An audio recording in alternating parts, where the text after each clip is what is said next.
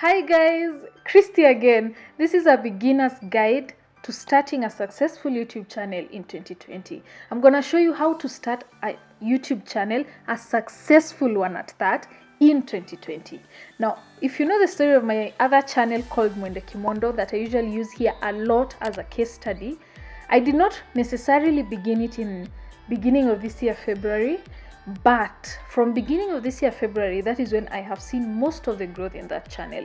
Now, I want to show you some of the things that I am sure if I had done just at the beginning of that channel, they would not have derailed my growth as much as they did. And guess what? When I started to apply those things, my channel grew like crazy. So I want to share them with you. Whether you're thinking about starting a new YouTube channel, whether you already have a YouTube channel, these are things that you should just do in the beginning of a YouTube channel. But if you have not done, it's not anything to freak you out. You can just apply them and the growth will come along. So if you have not subscribed to my channel, please consider subscribing to my channel. It is really helpful to my channel, and it would mean so much to me and enable me to continue creating content for you guys. If you have, I really appreciate you. It means a lot to me.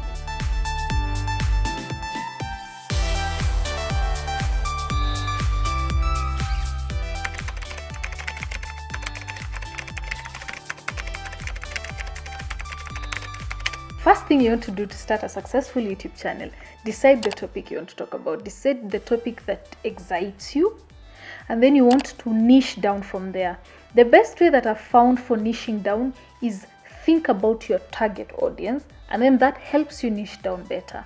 What do I mean? Think about, like, personally for this channel, the topic that I wanted to talk about obviously was YouTube, as I told you guys before. When I came back and my other channel was really struggling, I dove into it so deep and I learned so many tips that helped me grow that channel.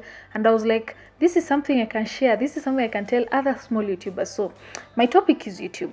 That means my target audience is YouTubers. I find that when I am thinking about videos, there's a lot of video ideas that go out the door because I think to myself, as a small YouTuber, would I watch that? No.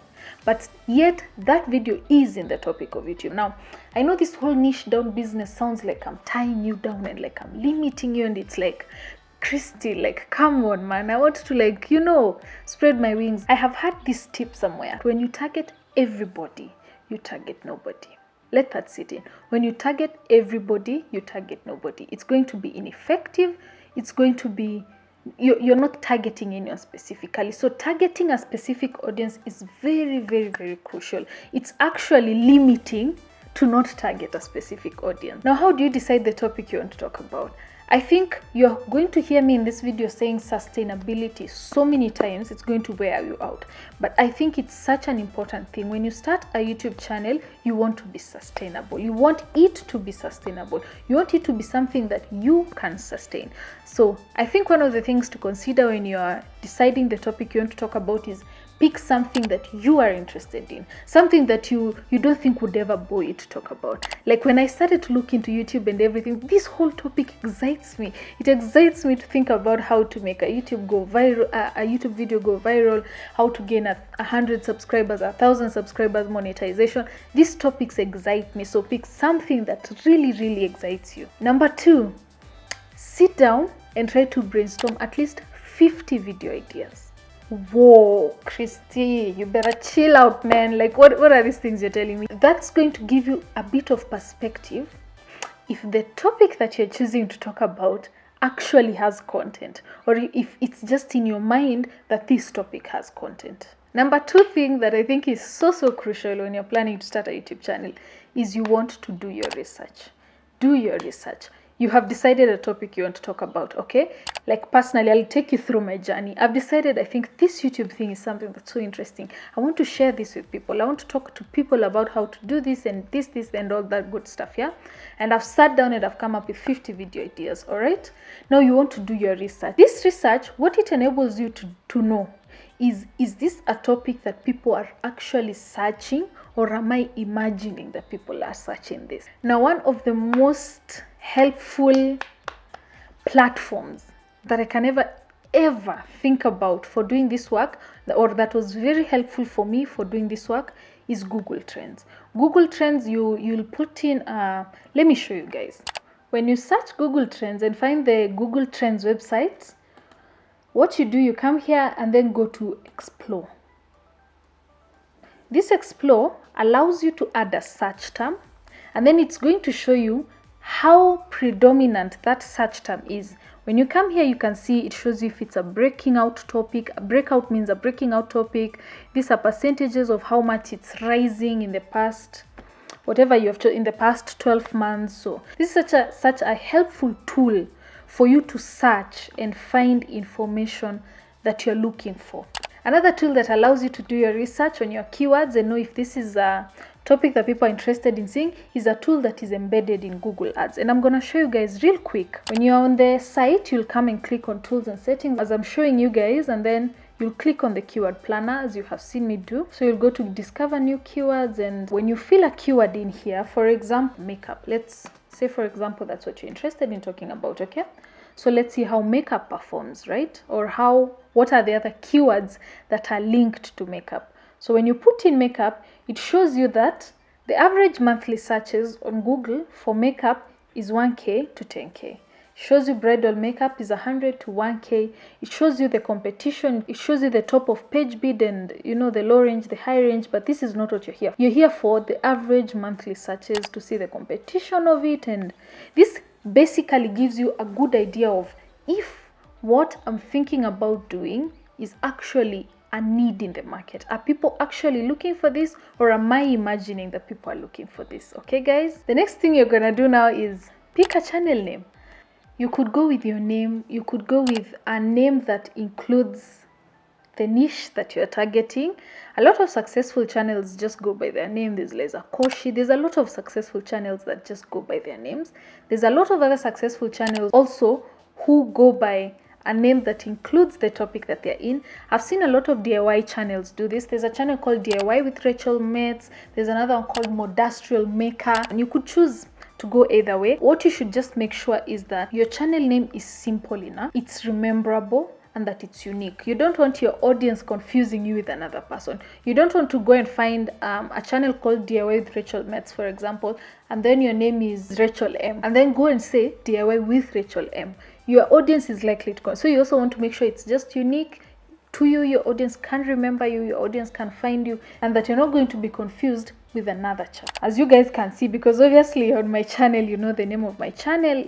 My name is for my channel is Christy Content Nerd. So as I was choosing this is the name that I went with because I thought that this name is pretty unique. It's not easy to confuse this name with any other. When you search on the internet, you will not find another channel called that. So that's a good place to start, so that you just pick a name that is unique to you and a name that you cannot be confused with another channel. The next thing you want to work on is actually just right there from where we were, you guys. So I'm just gonna continue there and show you guys. You want to work on your channel art, you want to work on your channel picture, you want to work on your about. Number one, I'm talking about this when I refer to a channel picture. You want to pick a channel picture that resonates with the niche that you're in. If you're talking about makeup, you likely want to put a picture of you, fully done in makeup, and just to give someone a glimpse of what they're coming here for. I found that a good idea for here is to put a shot of your face so that your audience is able to identify as fast as possible that this is who I'm looking for, this is the person I'm looking for, this is the channel art. You want to put in some time into your channel art. I've talked about channel art in my video of how I got to 1,000 subscribers and how substantial it was in shifting the growth. So I'm not going to repeat all those details to you, but I will link the video for you in my description box and in the cards, just in case you're interested in looking at that. But basically, you want to work on your channel ad. You want to have your channel ad have your name, how frequently you're going to be posting videos, and then this is the about of my channel. If you look at it, I have put a lot of keywords here. When you come and read the description on my channel, you clearly and very quickly understand what this channel is about. So you want to make sure you do that for your channel as well. The keywords that you found when you were looking for them in the Google Trends, in the app that was embedded with Google Ads and keywords.io, the keywords that you find there, you want to come and stuff them here because they make your channel have a higher chance of ranking in those topics. Because when someone looks for a channel about DIY, if in your about you have said that I am a channel about DIY, YouTube is likely to rank you high. Something else I think you should really think about and, you know, decide how you're gonna do it. You need to decide the type of equipment that you're going to be using. You need to decide, am I gonna be using my phone? Am I gonna be using a camera? Am I gonna need a light? Am I gonna need some sound?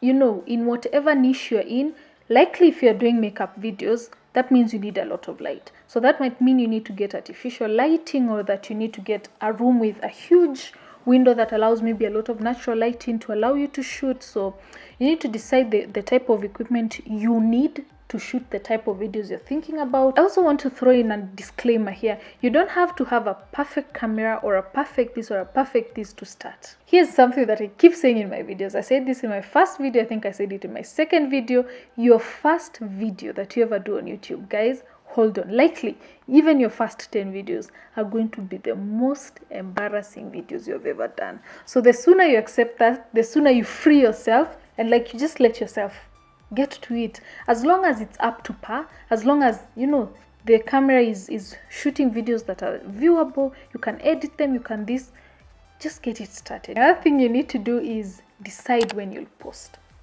You need to choose a schedule that is simple enough for you to stick with and a schedule that is sustainable. As I talked about before, for a YouTube channel to be successful, it needs to be consistent. I have talked about this in my video of how I got to 1,000 subscribers so fast. I will link it for you in the cards once again, and I will put it for you in the description box. But you need to be consistent, and for you to be consistent, you need to pick a strategy that is sustainable for you. One of the strategies that most beginner YouTubers work with that is usually pretty sustainable, that I have also picked for my channel that has been sustainable so far, is posting once a week. When you decide the day that you're gonna post, and you decide, okay, I think I can cook up a video every week. Okay, so if you can cook up a video every week, you decide when you're gonna post it, maybe Thursdays, Fridays. It's good to also just research. And when I researched the people that I was targeting on my channel called Mwende Kimondo, I realized that they were mostly on YouTube on Thursdays. Basically, YouTube has come up with a new feature where they show you when your audience is on YouTube. So if you are even started as a channel and you have not done some of these things, this is a perfect one. You go into your YouTube studio, you see your audience, you see, all right, these people are usually on YouTube on Friday afternoon. So maybe you always upload on Friday afternoon, all right? Naturally, the next thing to do is to pick up that equipment, is to pick up that camera that you have, go shoot that video, edit it, and post it, and you'll be started on YouTube. I have mentioned this in my video, how I got to 1,000 subscribers, and it's so easy to get sucked into a rabbit hole of research and what am I gonna do and how do we make it perfect and how, and it all needs to come together and perfectly, and and it's so easy to get sucked into that rabbit hole and to see 2 months pass by and to see 3 months and then 4 months and then it's a year and you're still researching how to do YouTube. If you have that camera with you, if your phone can do that, pick it up, go put it up wherever you set it up. Like for me, set it up here, start to shoot, start to talk about it, get started. I want to give you guys a huge disclaimer. I want to give you such a huge disclaimer. It takes the YouTube algorithm about 10 videos to understand your channel, to understand what your channel is about. Unless your channel is going viral, which, statistically won't happen to every channel, right? So unless your channel is going viral, it takes about 10 videos for the YouTube algorithm to understand what your channel is about. So don't quit after 2 videos, guys. Don't quit after 3 videos. Don't quit after 5 videos. In fact, don't quit after 10 videos. Do you guys know that it takes an average of 35 videos for you to get to 1,000 subscribers? So don't quit at 10 videos. Don't quit at 15 videos. The YouTube algorithm might still be trying to understand what your video is about. So keep going, keep going, keep going. Your channel will pick up. So just keep doing what you love. Keep going and it will pan out. Don't quit. Don't quit after 3 videos. Don't quit on yourself. The fact that you thought you could do this, the fact that you thought, oh my God, I think I like doing makeup. I think I'm good at doing it. I think I should help people know how to do it. The fact that you thought that, keep believing in yourself. Don't quit on yourself, okay? So just keep going, keep doing what you love, and it will pan out, you guys. I want to thank you guys for a little milestone that we hit last week. Yes, we hit that milestone last week. We got to 100 subscribers, and YouTube even sent me an email. It was such an exciting moment for me because this is such a small channel, young channel. I did not expect even to be maybe at 50 subscribers, but I really appreciate you guys. Thank you for subscribing to my channel. And once again, if you have not, please subscribe to my channel. It is really helpful and it helps me to continue creating content for you guys. Keep safe, keep being kind to people, keep doing what you love, and until next week, bye.